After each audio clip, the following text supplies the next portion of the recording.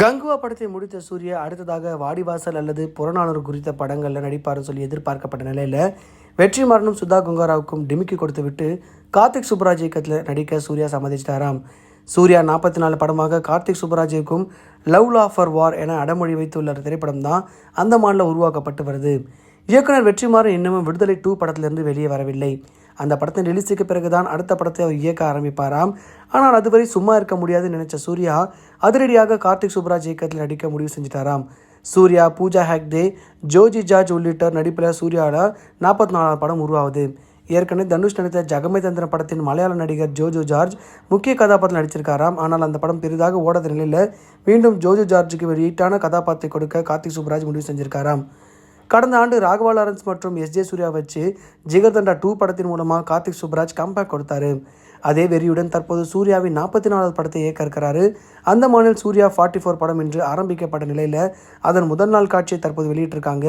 கோடு போட்ட கலர் சட்டையில் ஃபங்கு முடி வச்சுக்கிட்டு நடிகர் சூர்யா திரும்பி முகத்தை காட்ட அவரது மீசை சிங்கம் மீசை போல இல்லாமல் பிரெஞ்சு பியர்டு மீசை மாறி இருக்கிறது.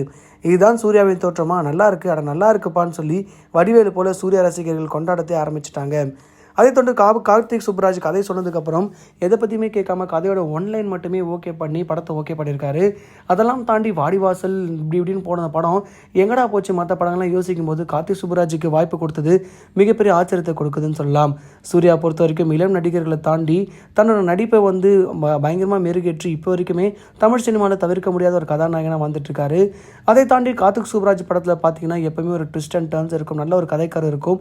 அதை மட்டுமே பேஸ் பண்ணி நம்ம சூர்யா கார்த்திக் சுப்புராஜுக்கு இந்த வாய்ப்பை கொடுத்துருக்காரு. அதுக்கப்புறம் சுதா கங்காரா படத்தில் நடிக்கிறதா இந்த அந்த படம் இப்போ ட்ராப் ஆயிருக்கு. வாடிவாசல் என்ன ஆச்சுனே தெரில. அதனால் பார்த்தீங்கன்னா சூர்யா கரெக்டான முடிவு தான் எடுத்திருக்காரு. கங்குவா படமும் முடிஞ்சிருச்சு. அந்த படம் ரிலீஸ் டேட்டும் அறிவிக்க போகிறாங்கன்னு சொல்லி ஆச்சரியத்தில் அந்த ரசிகர்களுக்கு இது ஒரு மிகப்பெரிய குதூகலமாக அமைஞ்சதுன்னு சொல்லலாம். அதை தாண்டி சூர்யாவோட நடிப்பு இந்த படத்தில் எப்படி இருக்கும்னு நம்ம யோசிக்க தேவையில்ல. ஏன்னா படத்தை எடுக்க போகிறது கார்த்திக் சுப்புராஜ், நடிப்பை புழிஞ்சு வாங்கிடுவார். இதை தாண்டி இந்த படத்தில் சூர்யா போடுற காஸ்டியூம் பார்த்தீங்கன்னா ஒரு ரெட்ரோ ஃபீலை கொடுக்குது. அதாவது 1980களில் நடந்த கதை போல் இருக்குன்னு சொல்லி எல்லா ரசிகர்களுமே இது பண்ணிட்டு இருக்காங்க. இதை தாண்டி சூர்யாவோட இந்த கெட்டப் எல்லா ரசிகர்களிடம் மிகப்பெரிய வரவேற்பை பெற்றிருக்கு.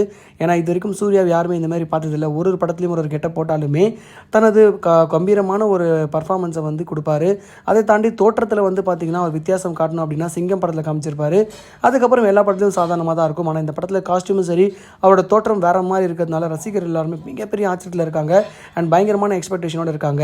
ஜிகர்தண்டா 2 வேற லெவலில் ஹிட் கொடுத்த கார்த்திக் சுப்புராஜ் இந்த படத்தையும் பயங்கர ஹிட் கொடுப்பான்னு சொல்லி ரசிகர்கள் மத்தியில் மிகப்பெரிய எதிர்பார்ப்பு காத்துட்டு இருக்கு. அதை பூர்த்தி செய்வாரா கார்த்திக் சுப்புராஜ்னு தான் எல்லாருக்குமே கேள்வி எழுப்பப்படுது. இதை பற்றி உங்கள் கருத்தை கமெண்ட் பாக்ஸில் பதிவு பண்ணுங்கள்.